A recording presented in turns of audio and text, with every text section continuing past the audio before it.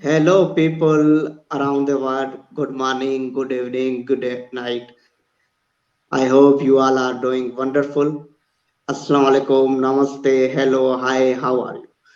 So I, Dr. Sanjay, once again back with two great personalities, two wonderful person, two charming person, and they have a very wonderful chemistry. When they are together, they're looking awesome, a ideal couple. So we are moving towards them. First, we are welcome to our show. Sir, welcome our show. It is my pleasure, my privilege, my honor having you on my show. Thank you so much. How are you, sir? Very good. Let me also say assalamu alaikum to all your viewers, listeners. We're very honored also to be here. It's quite a special thing that's going on that's happening now. These, talks between the U.S. and Pakistan. It's a wonderful thing. Thank you so much. How are you, ma'am? Very well, very well. Thank you. We've been really excited to, been looking forward to speaking with you. So thank you for reaching out to us. Thank you so much. Thank you. Viewers, we have John and Jill, the ideal couple from the Chicago, Illinois, USA. Yes. Let's move to know more about them. Please tell me, introduce yourself to our viewers. Tell little bit about yourself to our viewers, so we can they can and familiar to all of us. Over to you. Okay. Sure. Well, I guess I can start. My name's John, right? I've been a chemical engineer for 40 years of my life, and I made a career doing that, and I recently retired. So that allows me more time to do some of the other things in life I'm involved with. I'm a songwriter and a musician, and I play various instruments and record music. So I'm able to do that more. And I'm also the executive director of a nonprofit that goes by the name of These Streets Are Holy. And you could look that up on Facebook too. But we get involved with music, mentoring, and urban gardening in areas of Chicago where some help is needed, I guess is the best way to say that. So we try to, help lift up people in the community so that their lives can be improved. And Amazing. many of those areas they're in at-risk neighborhoods where there's a lot of violence, maybe no food, what they call a food desert, where there aren't really grocery stores around and that. So that's what the nonprofit does. But John is also a really good cook. Let's not forget that. So yeah, my name is Jill. I have a computer science background and was in corporate for 20 plus years, I guess. And I'm the vice president of our nonprofit, These Streets Are Holy. And when possible, I work with people who are disabled, just having fun with them. That's kind of what the job is. And let's see, I paint sometimes. What else? What else do you do? Well, we have we have between us we have 5 children. Yeah. And they're all adults. And I think that's it. Mm-hmm. Thank you so much for telling about yourself to our viewers. Uh, Seeing you an ideal couple to many. So I have a question: how you met, and for how many since how many years you are with being with each other? So please share how you met, how your love story, how it start, and how our life journey to with each other. So please share. Okay. After you. Well, John and I have been married for 16 years. Mm-hmm. I had been divorced and John was widowed. Mm-hmm. So my children especially, were very young. So the safest way really to meet people was online, through an online matching service, mm-hmm. where you could just talk to someone on the phone, email, and then decide if you wanted to meet. So that's how we met. We met through an online thing. Dated for a couple years, and then we got married. So, mm-hmm. Okay. Can you share something, what you like about her, how you uh, Come on, uh, come on. Oh boy, there's no pressure on that. It's like, well, Jill is a person who's pretty universally liked by everyone who meets her. Part of it, I think, she has a certain honest vulnerability that she relates to people, and they are able to sense that, just that there's something honest there, and there's a connection that can be made to that, and that applies to everyone, but certainly to me too, and so Yeah. hopefully that Okay. covers it reasonably well. Um, thank you so much, John. You shared that what you like about Jill, how you. My question to you, Jill, what you like about John when you meet him sometime, first time, when you meet him first time, and you said, "This is the person of my life, love." So please share. well, the one thing that was really important for John and I when we were um, reaching out to find someone else to spend our lives with was God. It was I say the biggest thing, the very first thing. If that hadn't been there where we didn't both have a love for God, it wasn't going to work. So that was the very first. And the second is, I think John's just, I don't know. He's really patient with me. And he has a lot of great ideas of things to do, and he keeps things exciting, and he's always busy, which sometimes is too busy, but it keeps me moving, which is nice. So I don't know if that's everything you want to hear, but it's we complement each other well, I think. Thank Right. you so much. I may be more analytical in one way, but she's maybe analytical in other things and details, and I see a bigger picture, and so and so forth. But going back to the things she talked about, God, there's this concept of a triangle, right, in marriage, where God's at the top, and then you have the man and the wife, right? And if you have this triangle, a triangle is a very strong structure, as speaking as an engineer, a triangle. And so ideally, if both of you are closer on this line to God, in other words, it's a tighter triangle rather than a bigger one, it's a very strong marriage at that point because you've got the important things in order. Thank you so much, Jen and John and Jill. You shared with our viewers what you like about each other when you met first time. My question to both of you, that what three things you want to change in John? John, you want to change in Jill after 16 years. This reminds me of a thing they used to call the dating game. It was a TV show in the U.S. He still has to live with me after the show is over, so he's going to have to be nice. So 3. Oh, wow. 3. That's either not a lot or a whole lot.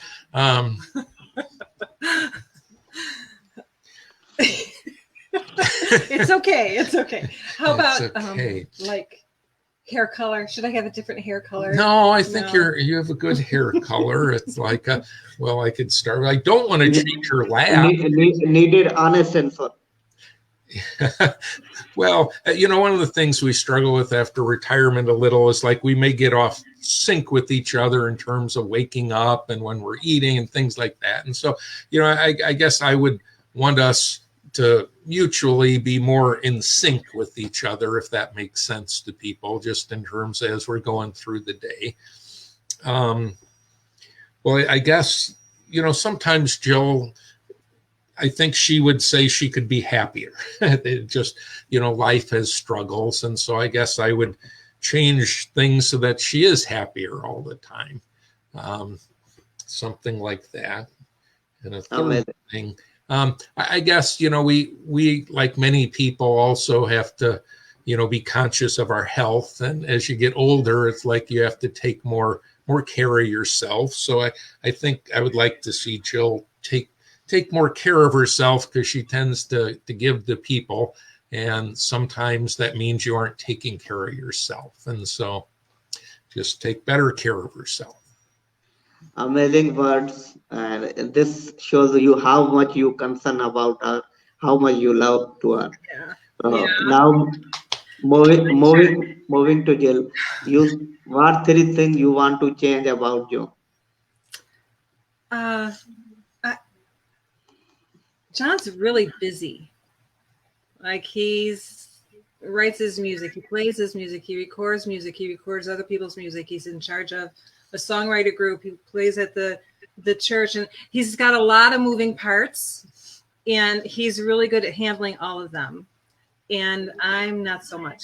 That's really too busy for me. So it'd be nice if sometimes there was a little more downtime for us. So that's really just specific for me. What else, John? Well, Paperwork. I will say the pandemic, which I'm not real sure how that's affecting everyone there, which, it's been a huge change in everyone's life in the last year here, but it has kind of forced you to slow down.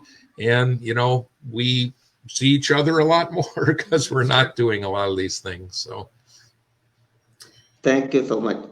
The second thing would be paperwork. John likes paperwork.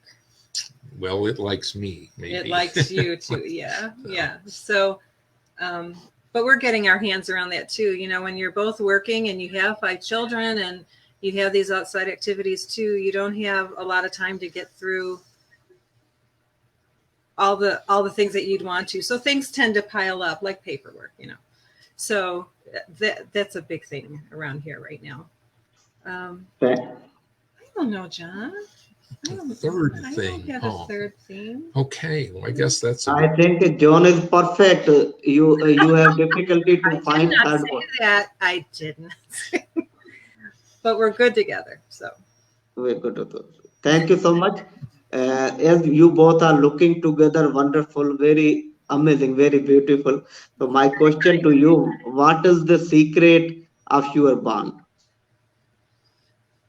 Well, that'd be God. Yeah, kind of the thing we mentioned earlier, that we, in the really big picture things that matter, I think we are aligned, that triangle I was talking about. And that goes down through how you raise kids and everything really kind of flows from that. So you look at things differently when God is more in your life, right? You, the other day, I'll tell you this. So we saw someone walking. It's very snowy here now. We have probably close to 30 centimeters of snow on the ground here. Yeah. It's quite a bit. So we were driving one day, and it was snowing, and there was an older woman on the side of the road. It was a busy road, pushing a cart. She had her long coat on and a hat. And I said, John, we have to turn around and help her and find out where she's going. We can't leave her on this busy street. So we took her where she needed to go. We brought her back home. And that's not, like, oh, that's great of you. What it is you see things differently because, God is in your life. So you see that there's an opportunity for you to help somebody. And many other cars drove by her, and that's fine for them. But we saw it as, oh no, you have to be there for somebody else. So it really starts our day differently and how we approach our life, and it's much more rewarding that way too. Yeah, she was 85 years old, and I really don't know how she was going to get back and forth in this snow. She was very optimistic about what she was doing, going out to get some groceries, right? But that's just an example, I think. Yeah. Thank you so much. Thank you so much for sharing this. My question to you, as you said that you both have a strong bond because of God. My question to you, what 3 things you have experienced from your relationship for 16 years needed to make a strong bond? So what 3 things you suggest new younger couples to maintain their relationship in a very strong, very good way? So what 3 things you want to share with them? So let me repeat. So you want to know what our advice would be for other couples to have a strong relationship with other couples? Yes. Okay. Well, common things that you like. I mean, I think is one thing, just to have that. And for us, God is. I don't see how you could have a very solid relationship without that, because it really sets your outlook on life. And communication, don't hold back. Be graciously honest, which doesn't mean be honest. You know, there's a way of there's a way of approaching things, and some things don't need to be said. And I think also accepting people for who they are is a big thing, and not trying to change. Maybe help grow together, but not change. And I think maybe some of that is recognizing the strengths and weaknesses, which is the opposite of the strengths, right, of a person. And, you know, we tend to think everyone can do everything, you know, and Jill mentioned that, you know, I'm kind of good at cooking, so maybe I do more cooking. And we have a little agreement by and large. Well, if I've done the cooking, she may clean up after the cooking, you know. And so, but recognize that in each other, and also, you know, try to have patience with each other. It's very easy in life, and particularly in a relationship like marriage, to just want your way. You know, I want it my way. And having patience and being able to see, you know, the good things in your spouse, even at times when you know, maybe you are angry about something, but, you know, work through that and try to get back to the better place. And that's not easy. You know, life comes at you in a lot of directions. So we found that going and taking a walk, I will say sometimes, all right, John, I need to go for a walk, or I need to go to this room. I'll be back when I'm not so upset. And then it works out better. And it's the same for both. You just need a place to breathe. And yeah, but I don't know. Is that okay? I don't know what else I would say. Thank you for such a wonderful tips. You said that there should be a mutual understanding. There should be a patient. And third one is it, who says sorry after a mistake? Yeah, who says sorry in your relationship? Uh, though it's mistake of Jill, but John has always said to sorry to her. Is it right? I'm not sure I understand, Yeah. but I think if the person who has done wrong, let's say, is the one who will say sorry, there's no pride needed in a relationship. I don't think so. It isn't like, oh, well, I did this, but I'm not going to tell you I did it, so I'm not going to say sorry. I mean, if you have to acknowledge, you know, your wrongdoing, and then you can move forward. Otherwise, there will be a grudge. So I don't think one of us says sorry more than the other. The whole goal is to not have to say sorry. and, But, you know, there is a sense of doing things without, you know, people knowing, you know, if like someone needs to clean the kitchen countertop, well, it got done and you didn't have to necessarily say, look what I did, you know, just do stuff and take care of things. So yeah. Thank you so much for sharing your that how to maintain a good relationship, how to be an ideal couple. And now moving a question which is little bit out of our topic, that I am talking too much about your personal life. Now question is that uh, can you share from your experience, as you both have a lot of experience, to how we end the corruption inward?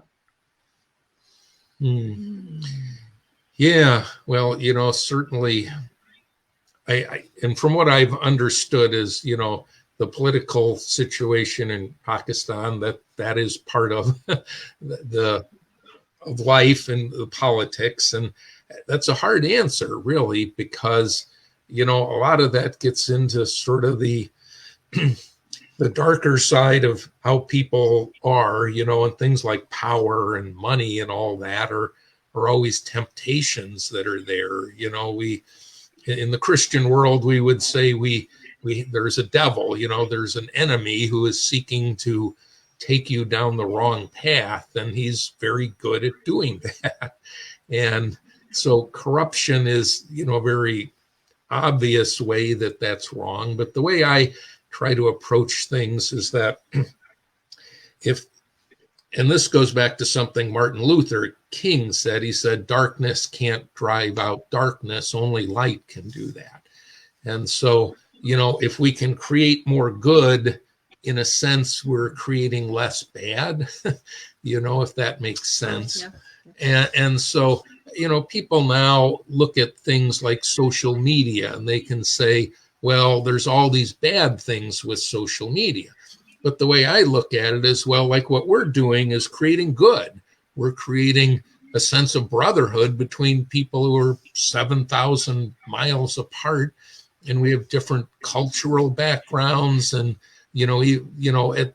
although we may agree on a lot of big picture things, there's a lot of things we don't agree on, but that isn't the point. The point is we're reaching out as people to each other, and we have this common bond as human beings on this planet that we ought to be able to get along with each other. So I guess I would say the best way to reduce it, you can try to legislate stuff, but in reality, it's a change of heart is the only way you're really going to change humanity, and the best way to do that is to create more good, and in doing so, have less bad.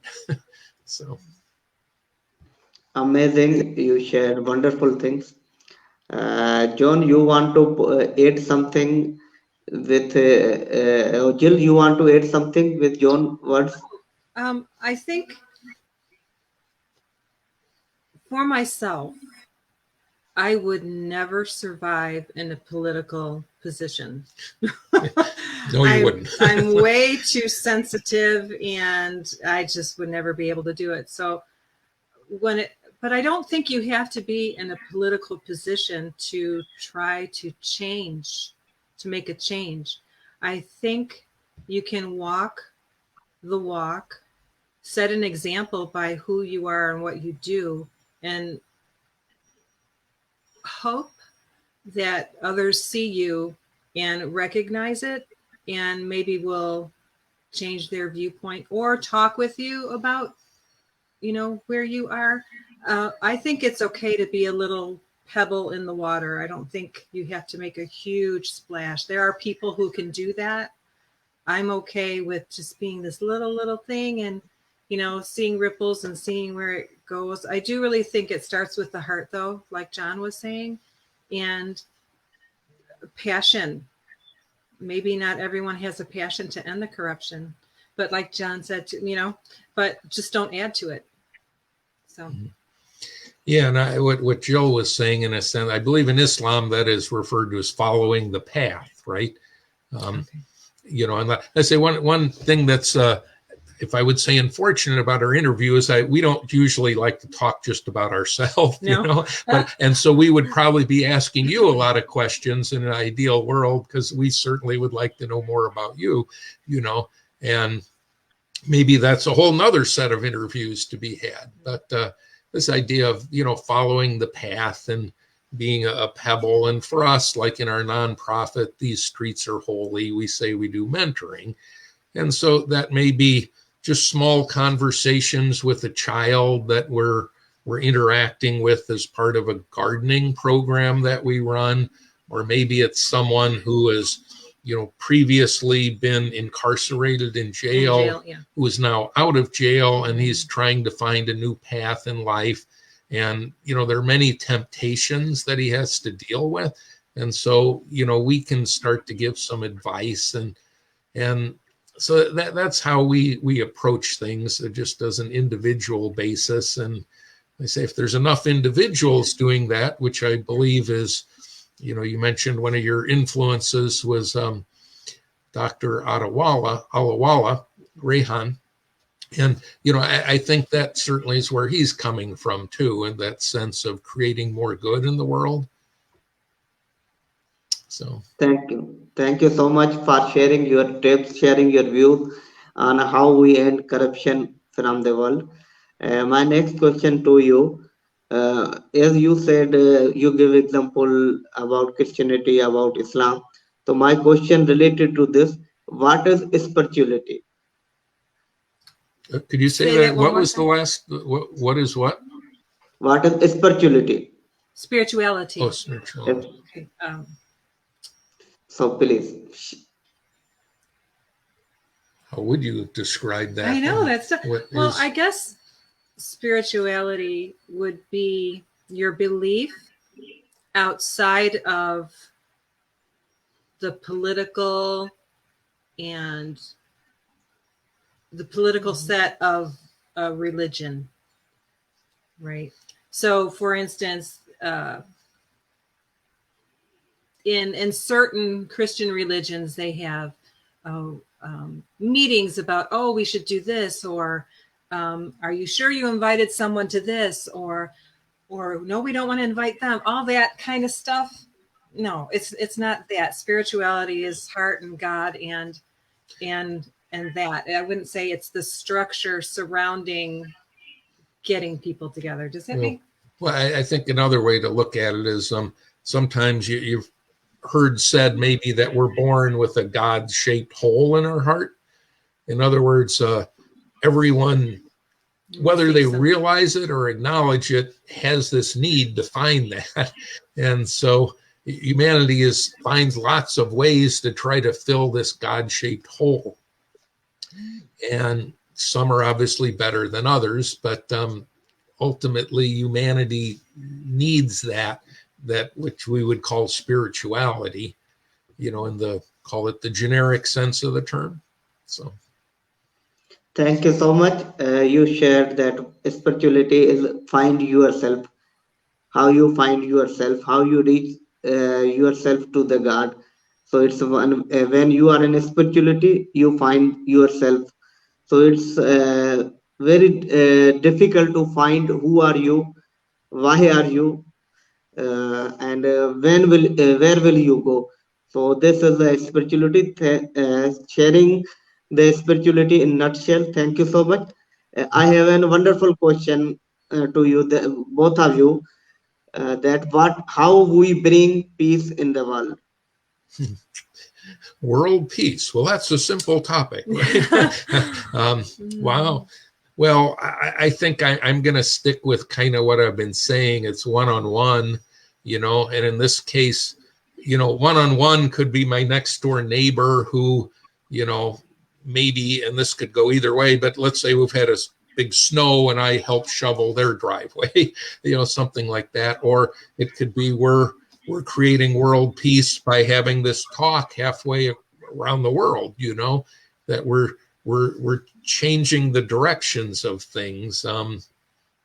It's certainly a topic that isn't a simple one because in once again the Christian viewpoint that we feel that humanity has fallen. There was an ideal plan, and then we broke that plan, and the consequences of breaking it means that we have this fallen world where this things go wrong and people approach things wrong and all that. And like I say, the only way I know how to create world peace is one person at a time, and just start to try to change that pendulum. And there's always something pushing against it. This sense of evil is pushing against the good, and so we just have to be better at pushing. But we know that ultimately we have God, Allah, on our side, and he will eventually create victory.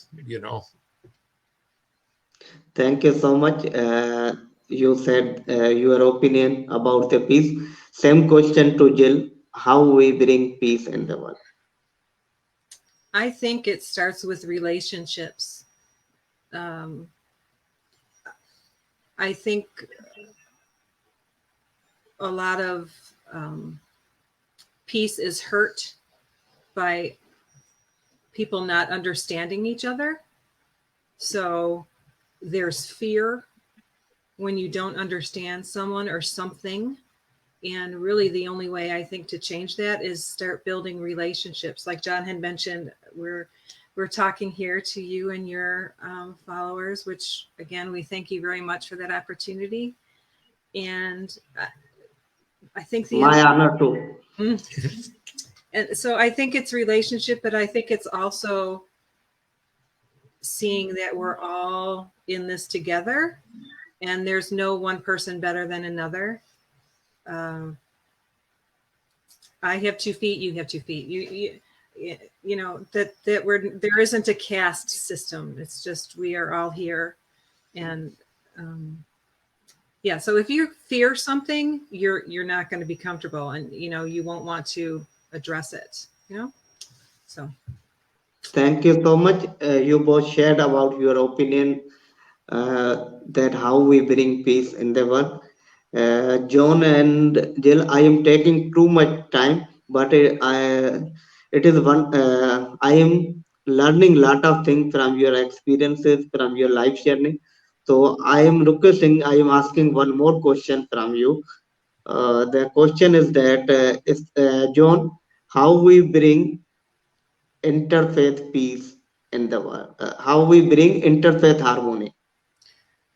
Yeah, well, once again, not a simple one, but I guess I would have to echo Jill's comments that, people just knowing each other as people eliminates so much of the problem. I mean, if you were to take mothers from countries that don't agree with each other politically and put them in the same place with their children, they're moms with children, and they're going to get along.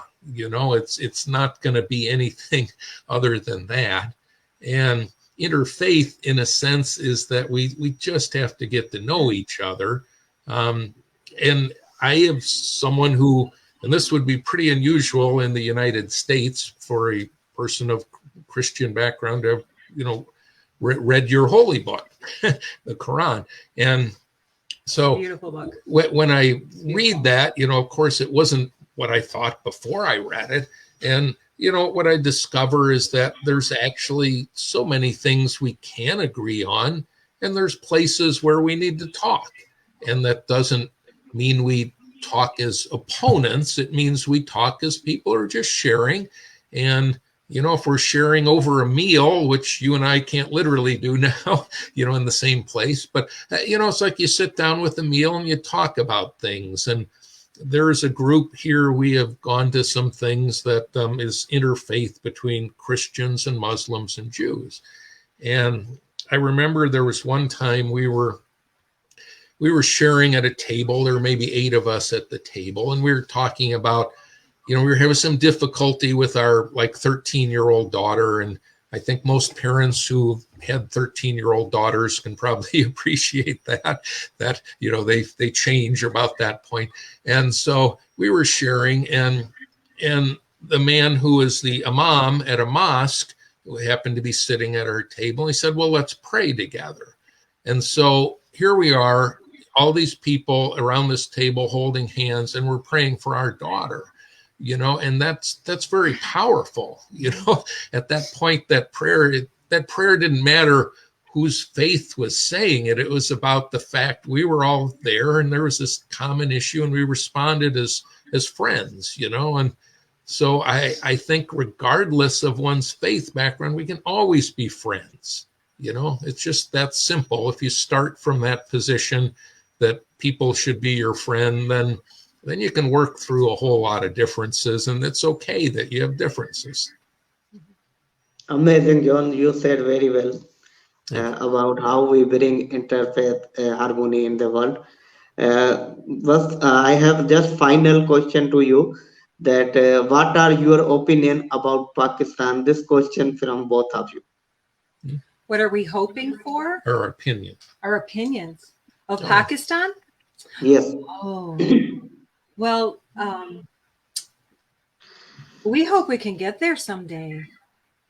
Actually, I've recently been interacting with someone who worked on our website for us, who's from Pakistan, and we keep in touch every once in a while. And we were just yesterday, I sent him a picture of what it looks like here, and he owes me a picture of what it looks like where he's living.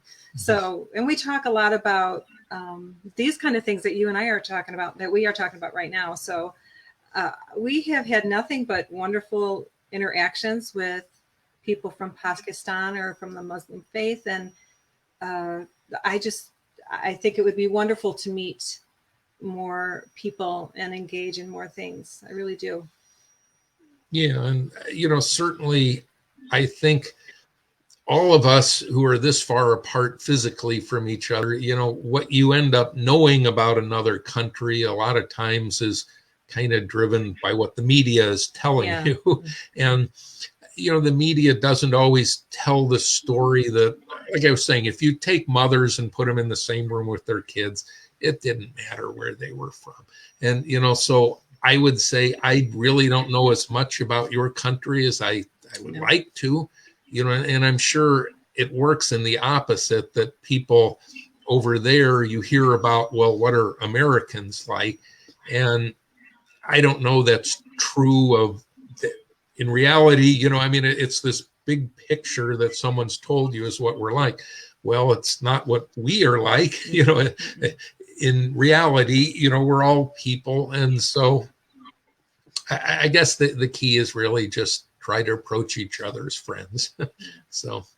Do you mind if I go back to your one question about interfaith? Yes. Can you repeat? Yeah, you mentioned something about how do we have interfaith. The one thing in the Bible, and I can't remember the scripture, but it's, don't judge, basically. Take the plank out of your eye before you try and tell someone about them. So I think that is something that is lacking in many people who are in the Christian faith, and those who are not either. Judgment is a really big issue, I think. So if we could go without that. Based on ignorance. And I don't mean ignorant in a bad way. I just mean they don't know about stuff. It's like judgment based on what you think you know, but that isn't reality. And you're referring to something Jesus said, right? Yeah. Where someone asked him about it, and he's like, well, look, if you have this giant plank in your eye, don't go, try to fix the spot in your brother's eye, get the plank out of your eye before you worry about his. And so, deal with your own issues before you can point someone else's out. And you really don't have any right to point out someone else's, you are not to judge. So anyway, I just wanted to get back to that. Sorry. Thank you so much. You add one point in the how we bring interfaith harmony in the world. You said that many of people who judge easily to others, and people believe on what people says. They do not try to go and read the holy book, what is written in the holy book. So they have no time to read, but they believe what others says, what Price said, what Pandit said, what Molvi said. They believe on only. So thank you for sharing such a wonderful your life journey, your experiences. You discuss with me about how we end the corruption, and you also discuss about how we bring peace in the world, how we bring interfaith harmony. Thank you for being such a wonderful discussion. I have learned a lot of things. It is my honor to once again my privilege. I am very grateful to you that you both agreed to come on the live and share your opinions. Final request, give a wonderful suggestion, wonderful advice or message to my viewers from your experience. Over to you both. Thank you for giving us the time. We really appreciate it. Yeah. And well, I guess in one way of wrap up, I would say if people wanted to know a little more about us, you can go to my music website, which is www.songsbyjohn.com. And then our nonprofit, we also have a lot of good things there on our Facebook page, which is These Streets Are Holy. So, including, I think, if you look hard enough, there is an Urdu translation of that phrase, these streets are holy. So, we do try to reach out to everyone. Final thoughts, Jill, what do you have? I just think this has been wonderful. And it's just surprising to me that of how many people there are in the world that you had selected us to talk to. So Yeah. it's very humbling. Yeah, and just in final wrap up, the things we do is in the name of Jesus, and so that certainly is who we're following, and hopefully that's obvious to everyone. So Thank you so much for such a wonderful suggestion. And actually, this session, this discussion is more informative. We become very productive. People who watching this, people who watch this, I hope they get benefit from it. Thank you so much once again. I'm really honored and grateful to both of you for giving me a time, sharing such a wonderful discussion, sharing such a wonderful your life journey. Wish you best of luck. You are ideal couple for many. Thank you so much. And you too. Once okay, again. thank you, and best of all in your endeavors also. Okay, bye bye. We were in next live show. We came with another great personality. We'll learn new things. Till that, stay happy, be happy. Bye bye, everyone. Assalam. Okay, Bye. bye.